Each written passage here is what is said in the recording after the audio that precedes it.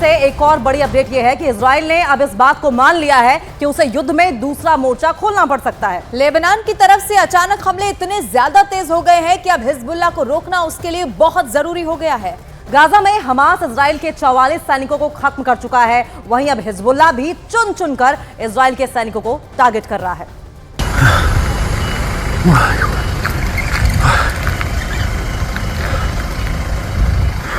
ये गाजा नहीं है, ये हमास भी नहीं है, ये है उत्तरी इजराइल। लेबनान से लगे हुए इस इलाके में जैसे जहन्नुम की आग जल रही है। इजराइल अब लेबनान को गाजा बनाने की तैयारी में जुट गया है क्योंकि हिजबुल्लाह ने इस हमले को अंजाम दिया है। इजराइल और लेबनान बॉर्डर पर हुआ यह हमला एंटी टैंक मिसाइल से किया गया है। दावा किया जा रहा है कि इस हमले में इजराइल के कई सैनिक बुरी तरह घायल हुए हैं। अगर ये हमला बड़ा लगा तो इस अटैक को देखिए। हिजबुल्लाह के लड़ाके रमीम बैरक के पास एंटी टैंक मिसाइल फायर करते हैं और फिर होता है ये धमाका।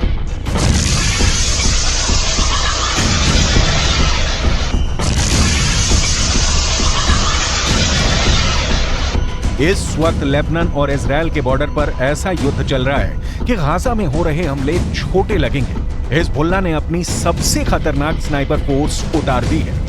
हिजबुल्लाह ने अपने एंटी टैंक दस्तों को इजराइल की पोस्ट पर लगातार हमलों का ऑर्डर जारी किया है।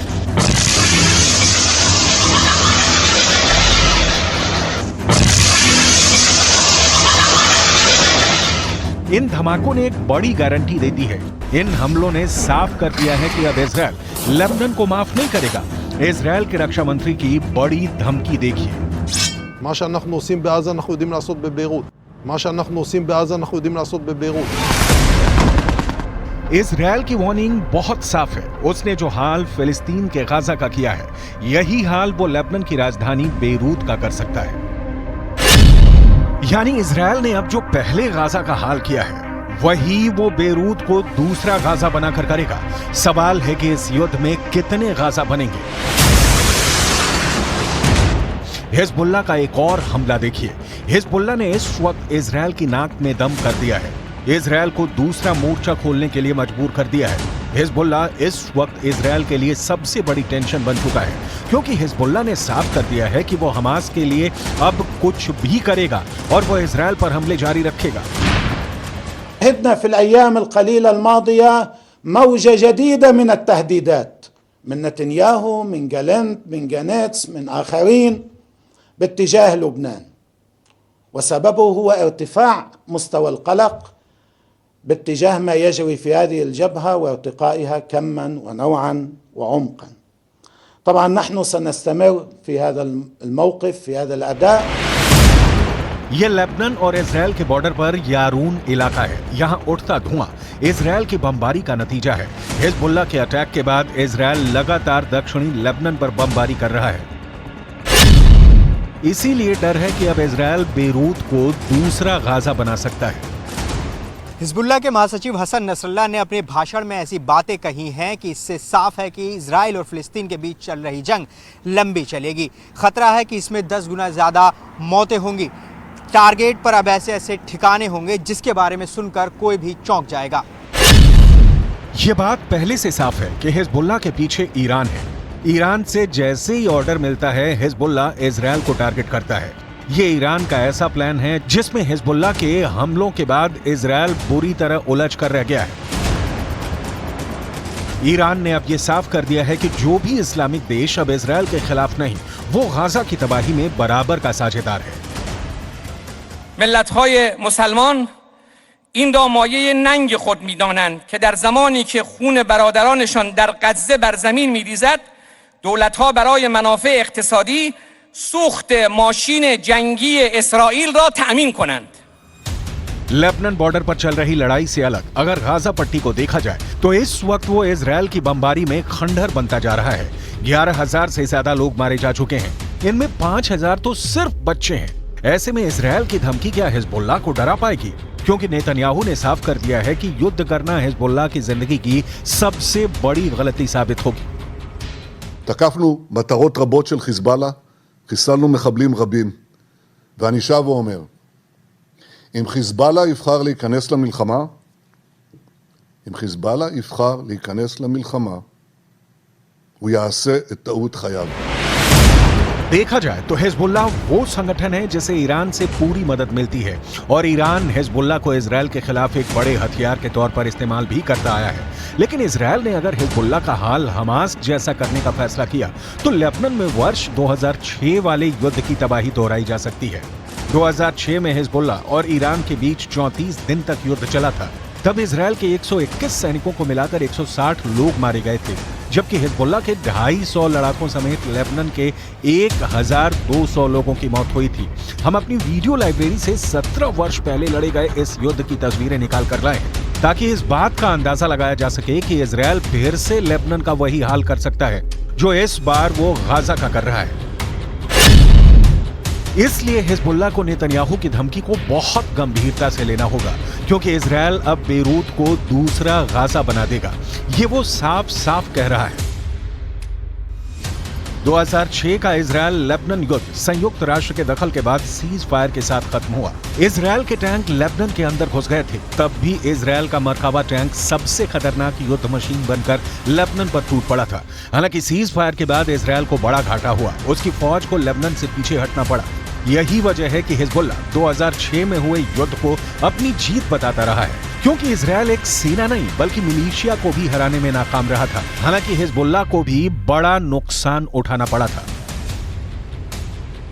ऐसे में अगर ये जंग बढ़ी और लेबनान और इजराइल के बीच युद्ध आर पार का हुआ तो इस बार हिजबुल्लाह को बड़ा झटका लग सकता है। ऐसे में समझ लीजिए कि अगर हिजबुल्लाह को झटका लगा तो इसका असर तेहरान तक पहुंचेगा। वैसे नेतन्याहू भी यही चाहते हैं, लेकिन उनकी ये ख्वाहिश अब पश्चिम एशिया को बारूद के ढेर पर बैठा चुकी है और इसमें सबसे खतरनाक बमबारी हिजबुल्लाह की तरफ से की जा रही है। गाजा से अलग इजरायल लेबनान बॉर्डर पर जो युद्ध अब तक धीमा चल रहा था, उसमें अचानक बारूद की मात्रा बढ़ने से दुनिया में घबराहट फैलती जा रही है। उसमें हिजबुल्लाह के 73 से ज्यादा लड़ाके इजरायल के अटैक में मारे जा चुके हैं, जबकि इजरायल के 9 सैनिक हिजबुल्लाह के हमले में जान गंवा चुके हैं। हिजबुल्लाह ने इजरायल के ठिकानों पर अपनी ज्वालामुखी वाली मिसाइल फायर करनी शुरू कर दी है। इस मिसाइल के बारे में नसरल्लाह ने बहुत डिटेल में बताया है, ताकि इजरायल को पता चल जाए कि उसके उत्तरी बॉर्डर पर हिजबुल्लाह इस बार किस तरह के हथियार लेकर तैयार बैठा हुआ है। التي نسميها البركان والتي تستهدف بها المواقع. البركان صاروخ زنة المتفجرات الموجودة فيه ما بين 300 كيلو إلى 500 كيلو، يعني نصف طن. لكم أن تتصوروا نصف طن من المتفجرات يقع على رؤوس المواقع الإسرائيلية في المنطقة الأمامية وفي الحدود. अब हिजबुल्लाह के महासचिव हसन नसरल्लाह की तरफ से जो धमकी आई है, वो इस युद्ध को किस लेवल पर ले जाएगी, इसे लेकर इजरायल के प्रधानमंत्री बेंजामिन नेतन्याहू ने भी तेवर कड़े कर लिए हैं। אנחנו ננצח. אנחנו לא נעצור עד לניצחון. אני עומד בקשר רצוף עם נשיא ארצות הברית ג'ו ביידן. אנחנו מאוד מעריכים את תמיכתו, את התמיכה של הממשל האמריקני, את התמיכה של העם האמריקני. वैसे हिजबुल्लाह को लेकर इजरायल की मदद करने पहुंचे अमेरिका को बिना लड़े एक बड़ा झटका लगा है। भूमध्य सागर में अमेरिका के समुद्री बेड़े का हिस्सा रहे 5 कमांडो एक ट्रेनिंग मिशन के दौरान मारे गए हैं। अमेरिका के कैरियर यूएसएस फोर्ड से ऑपरेट करने के दौरान उसकी स्पेशल ऑपरेशन टीम यानी सील कमांडो दस्ते के 5 सैनिक एक हेलीकॉप्टर हादसे में मारे गए। इस वक्त इजरायल और अमेरिका के लिए 4H बहुत बड़ा खतरा बने हुए हैं। इन चारों H के बारे में बहुत गौर से समझिएगा, क्योंकि इन चारों H को ईरान का पूरा समर्थक है। H से हमास, H से हिजबुल्लाह यानी लेबनान का मिलिशिया, H से इराक का मिलिशिया हश्द अल शाबी, H से हूथी यानी यमन का विद्रोही गुट। इजरायल के शहर टारगेट पर हैं और गाजा में बमबारी के खिलाफ हिजबुल्लाह और हूथी दोनों ने अपना हथियार गोदाम खोल दिया है। लेकिन ऐसे हमलों और गाजा पर बमबारी जारी रखने के बीच नेतन्याहू ने अपना वॉर ट्रायंगल तैयार कर लिया है। नेतन्याहू के वॉर ट्रायंगल में सबसे बड़ा कोना गाजा में हमास का पूरी तरह खात्मा है। नेतन्याहू के वॉर ट्रायंगल में दूसरा बड़ा कोना लेबनान में हिजबुल्लाह का अंत है।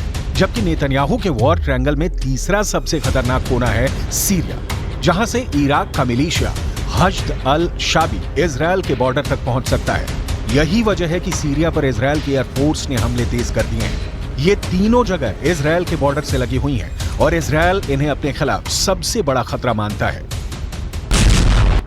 इजरायल के जवाबी हमलों को देखकर कोई भी नहीं कहेगा कि इजरायल अब पीछे हटेगा। उसके रास्ते में जो आएगा इजरायल अब उसे मिटाना चाहता है, फिर चाहे वो हमास हो, हिजबुल्लाह हो, यमन हो या फिर ईरान।